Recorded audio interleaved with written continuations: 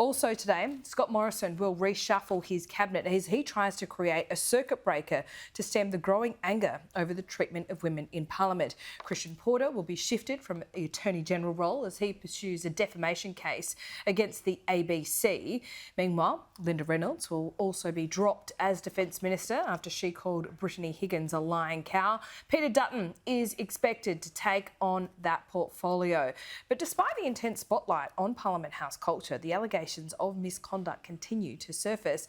Liberal MP Andrew Laming will quit politics at the next election and he's taking leave at the moment over his alleged mistreatment of women.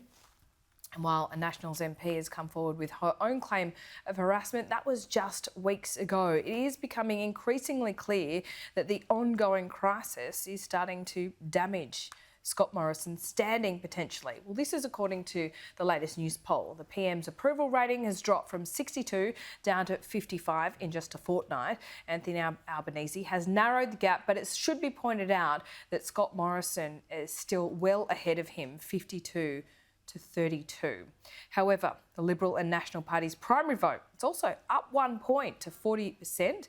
Labor fell down to 38. On a two-party preferred basis, though, Labor has retained its strong lead, 52 to 48.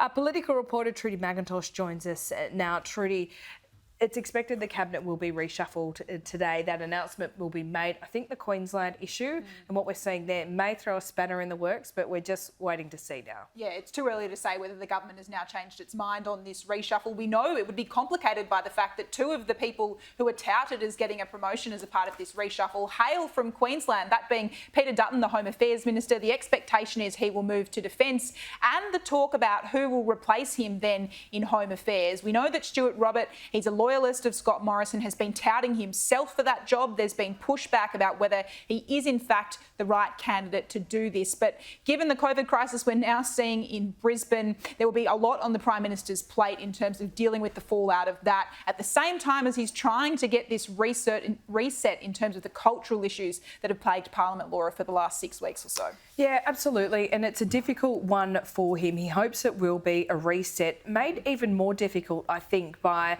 the allegations against Andrew Laming, but also is a prominent Nationals MP, Dr Anne Webster. She was really forthcoming when I spoke to her a little earlier. She certainly was. Anne Webster raising this fresh allegation about sexual harassment that took place in Parliament just last week. This is something that the government is having to deal with on multiple fronts, not just Anne Webster, Andrew Laming as well. Miss Webster on Sky News in the last hour talking about this incident that occurred last week. She says the person responsible for this sexual harassment has apologised to her and she is satisfied with that so far, but has called for cultural change inside Parliament.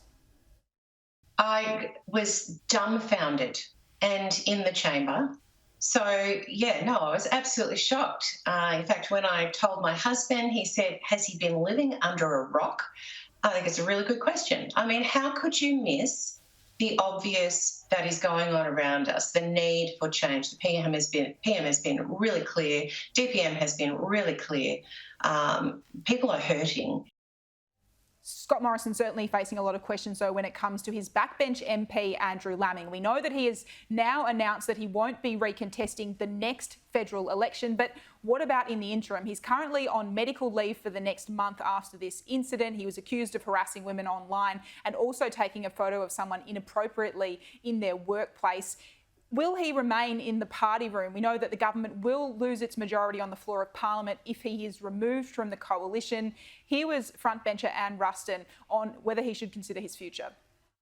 When he comes back from that, I think then that's the time for a discussion about, what it looks like between, now and when he chooses not to recontest the next election. But we do need, I think, to give him the opportunity to have a really long think about what he's done and how it's impacted on others.